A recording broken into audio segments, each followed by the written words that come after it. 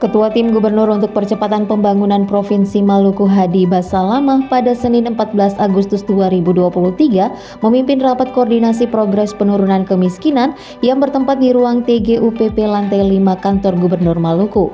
Hadir dalam kesempatan itu OPD terkait lingkup pemerintah Provinsi Maluku dan unsur lainnya. Basalamah pada kesempatan itu menjelaskan bahwa berdasarkan rilis Badan Pusat Statistik Maret 2023, kemiskinan di Maluku meningkat 0,19% dan 24% di dalamnya kemiskinan terjadi di desa.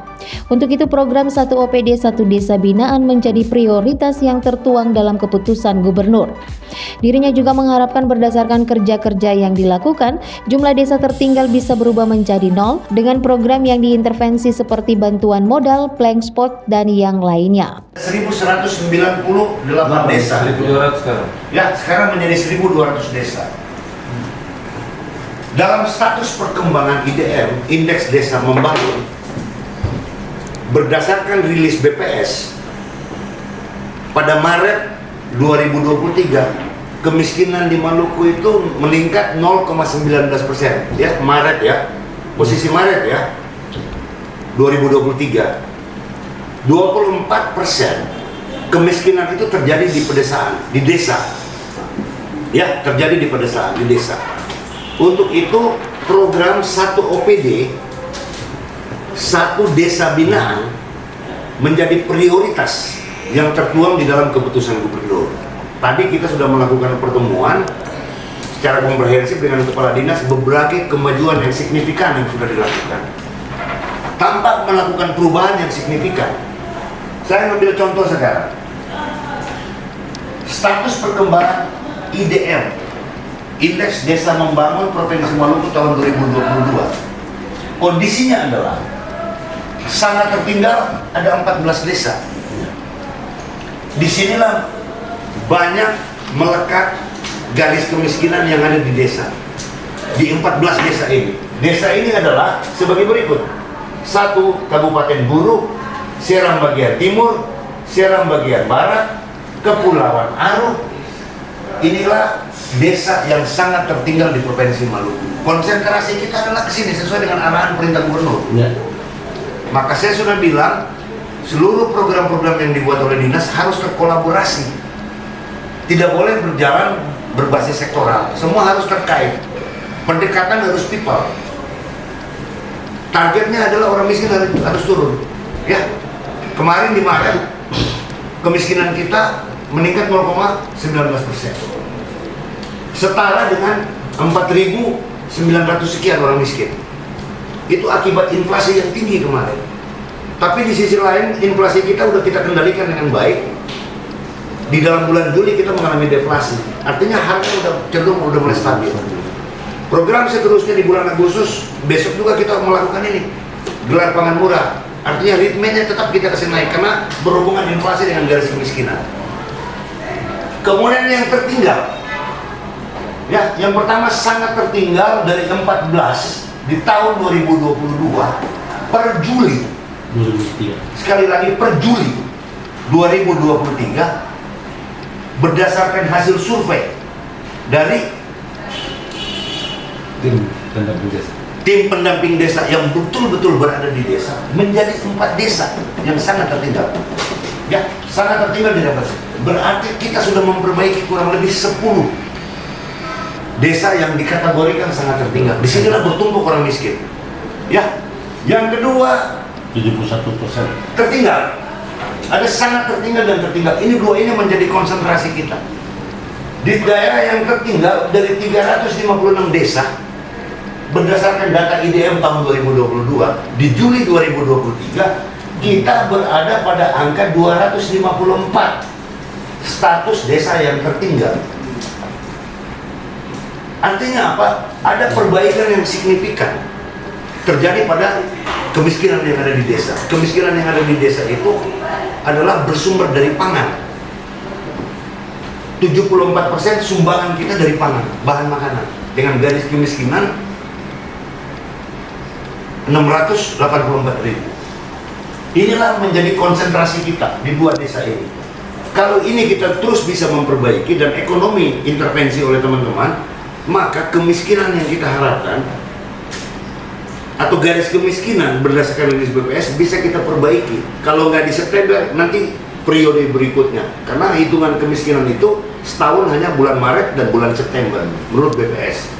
Ya, artinya inilah gambaran yang terus melakukan perbaikan. Tadi kita rapat lagi dengan seluruh OPD. Kerja-kerja yang kita lakukan ini adalah 3 strategi. 3 pendekatan untuk melakukan kemiskinan ini. Pendekatan pertama adalah quick program. Program yang bisa kita evaluasi setiap minggu. Apa yang dikerjakan oleh seluruh OPD berdasarkan pemerintah kabupaten. Ada temporary program dan ada permanent program. Setelah berkoordinasi dengan kabupaten, kita akan ke depan sesuai dengan arahan Bapak Gubernur, kita akan libatkan lagi private sector, Pak, termasuk perbankan dan BUMN. Karena kemiskinan ini adalah KPI dari Bapak Presiden dan instruksi Gubernur yang tertuang di dalam keputusan Gubernur. Inilah kondisi kita hari ini telah melakukan suatu perbaikan yang signifikan. Di media kita dengar yang paling banyak bicarakan tentang kemiskinan. Ya, maka apa yang kita lakukan sekarang adalah kerja-kerja untuk menyelesaikan ini. Ya, berbasis faktual, real di lapangan. Ya, maka kita berharap seluruh masyarakat juga ikut terlibat di dalam ini karena ini adalah tanggung jawab kita bersama gitu. Ada pemerintah provinsi, pemerintah kabupaten, dan ini juga bagian dari program nasional gitu. Ya, inilah gambaran kita. Kita berharap nanti bulan-bulan depan yang sangat tertinggal desa ini menjadi zero. Apa program yang kita intervensi? Tadi ada banyak sekali. Ada bantuan modal, kemudian blank spotnya untuk komunikasi dari yang tidak ada jaringan menjadi ada jaringan, bantuan alat, pembinaan, pasar, macam-macam kita lakukan di situ. Saling berkolaborasi antara OPD. Alhamdulillah, posisi Juli ini kita udah seperti ini. Kita berharap nanti ke depan rilis, kita bisa intervensi.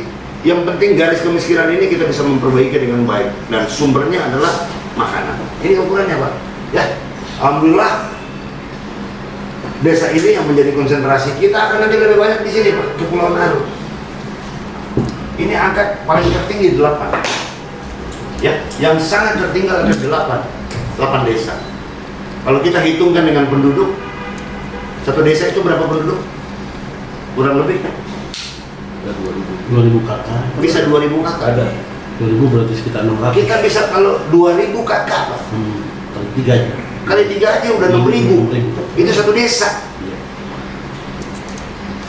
Yang kemarin kita naik 0,19%, setara dengan angka 4.900. Jumlah orang miskin bertambah. Itu dampaknya kenapa? Karena inflasi kita yang tinggi, menyebabkan daya beli, impactnya juga ke makanan. Makanya kita memprogramkan ini, seluruh OPD yang ada sesuai dengan perintah Gubernur, instruksi harus diselesaikan dengan baik. Kita berharap ke depan ini bisa kita atasi, tentu dengan program-program yang kita sudah intervensi. Bisa kasih lihat saya punya itu tadi? Yang tadi di catatan. Ya, seperti ini kita punya perubahan. Ya. Itu 71,42%. Ini persentase turunnya berapa? 71,52%. Jadi 71,42% Untuk sangat tertinggal. Data desa itu yang sudah 1.200. Coba dengar dulu di sini.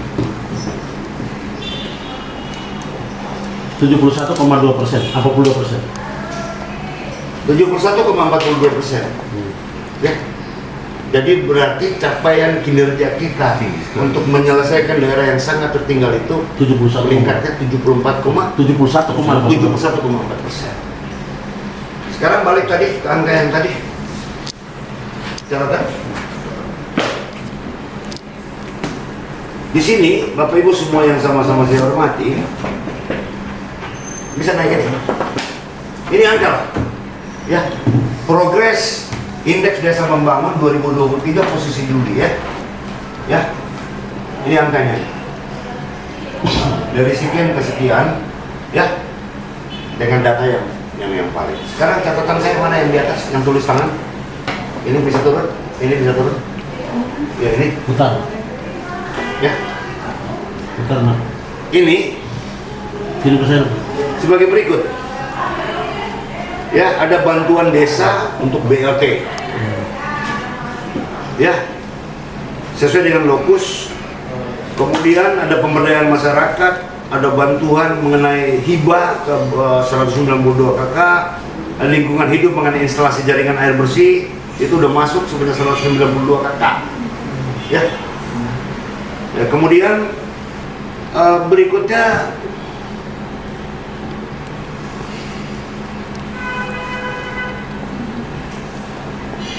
dari dinas sosialnya juga ada untuk 20 KK. Jadi terus kita melakukan berbagai upaya dan langkah-langkah untuk memperbaiki kondisi ini. Provinsi Maluku telah melakukan langkah-langkah penanganan dan kolaborasi secara komprehensif terkait dengan strategi dan upaya-upaya konkret untuk menurunkan angka kemiskinan sebagaimana yang tertuang di dalam rencana pembangunan jangka menengah daerah. Angka kemiskinan Provinsi Maluku pada posisi Maret 2023 mengalami peningkatan 0,19% atau setara dengan 16,42%. Ya, kenaikan 0,19% ini jumlahnya adalah 4.900 sekian orang. Ya, dari jumlah kenaikan 0,19% ini, angka tertinggi berada di desa atau setara dengan 24,6%.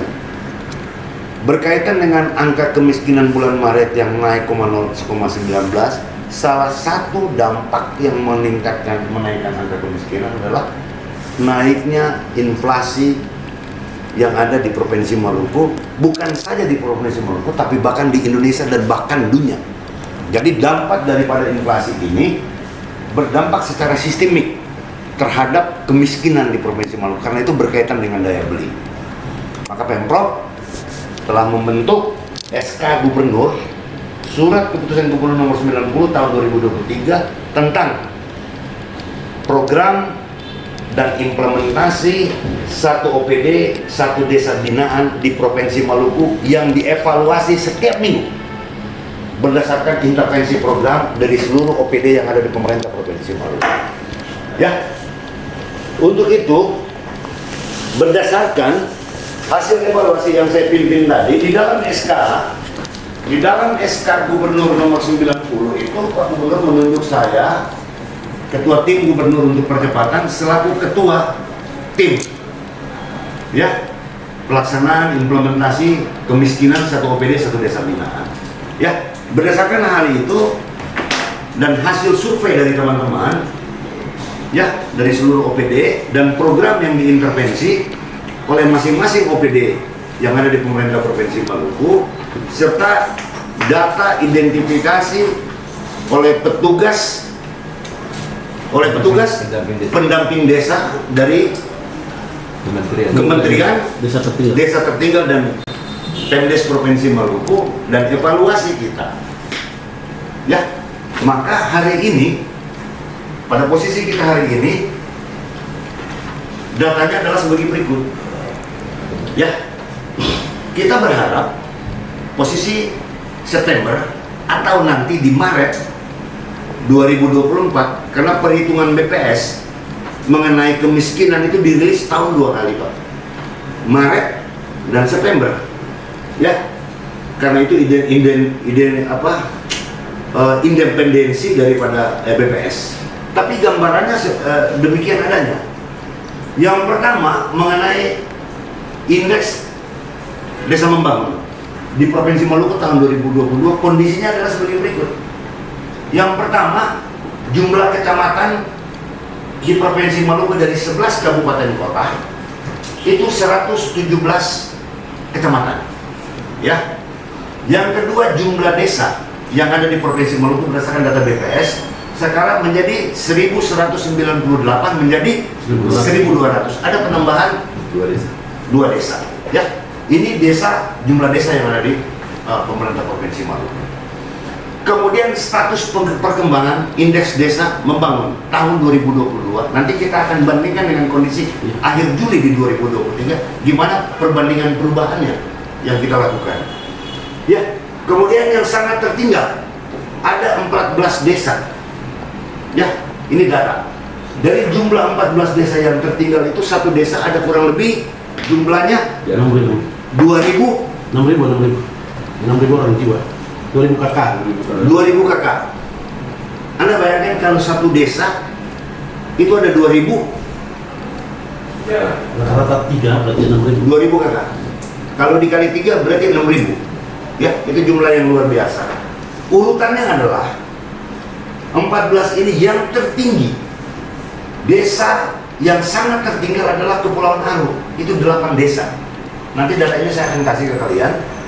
Kemudian Buru 1, kemudian Seram bagian timur 4, Seram bagian barat 1 desa, dan Maluku Tengah sudah 0, Maluku Tenggara sudah 0, Kepulauan Tanimar sudah 0, kemudian Buru Selatan, Kota Ambon dan Kota Tua, ini tidak ada desa yang sangat tertinggal.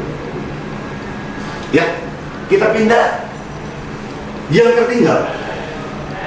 Ya, jumlahnya sekarang 356 desa 2022. tahun 2022. Ya, di tahun 2023 kita berada di angka 254 desa. Ada perubahan penurunan yang sangat signifikan. 28,65%. 28,65%. Tapi yang di desa sangat tertinggal, 71. berdasarkan data IDM, Indeks Desa Membangun ini, adalah 14 ke 4. Artinya ada 10 desa yang kita berharap kemiskinan itu akan nggak ada di situ. Ya. 71,52. Ini turun menurun 71,42%. Sangat signifikan, Pak. Sangat signifikan. Ya. Daripada upaya-upaya yang dilakukan bersama kita dengan kabupaten kota, dan nanti ke depan kita akan berharap ada intervensi juga, ya, dari bank, perbankan, BUMN, dan private sector. Kenapa demikian? Kemiskinan merupakan perhatian pemerintah pusat dan provinsi, bahkan seluruh kabupaten kota. Kenapa demikian? Kemiskinan yang menjadi perintah Bapak Presiden di dalam KPI-nya atau Key Indicator Performance, ya, harus 0 persentasenya, dan membreakdown itu Bapak Gubernur telah mengeluarkan keputusan Gubernur nomor 90 tahun 2023 yang tiap minggu kita evaluasi, sehingga ini harus kita jalankan dengan baik. Ya, artinya dari semua ini tampak perkembangan yang sangat signifikan, dan kita berharap itu menjadi kewenangan Ibu Kepala BPS yang nanti akan memberitakan itu, karena itu independensi dari BPS. Banyak program yang sudah kita intervensi oleh berbagai OPD, apakah itu peralatan, bantuan modal, kemudian makanan, dan semua tumpahkan ke situ. Jadi program ini tidak lagi secara sektoral, tapi terkolaborasi seluruh OPD dengan pemerintah kabupaten yang nanti akan kita ke depan lagi untuk pendekatan people. Jadi bagaimana pendekatan kemiskinan ini bisa kita selesaikan? Angkanya, jumlahnya, desa yang menjadi prioritas kita tentu dengan desa yang sangat tertinggal. Ya, ada bantuan modal bergulir, ada macam-macam. Bantuan hibah demikian adanya. Dan nanti kabupaten kota akan kita intervensi. Jadi program ini kita buat di dalam 3 strategi sesuai dengan arahan Pak Gubernur. Jadi quick program, pendekatan cepat nih Pak, yang harus kita evaluasi setiap minggu. Jadi setiap minggu ini kita mau evaluasi ini. Ya.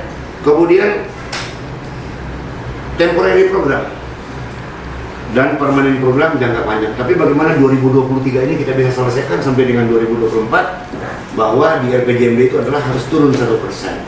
Nah, ini kita berharap dukungan masyarakat. Jadi kerja-kerja ini adalah kerja-kerja kita semua, kerja pemerintah provinsi, kerja pemerintah kabupaten, dan seluruh masyarakat kita mohon dukungan supaya kita bisa menyelesaikan namanya kemiskinan. Ya. Jadi kemiskinan itu diukur 74% adalah sumbernya pangan. Ya, sumbernya pangan. Ya.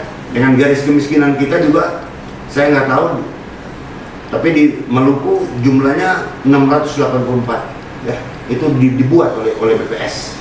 Ya, artinya nomor 2 tertinggi.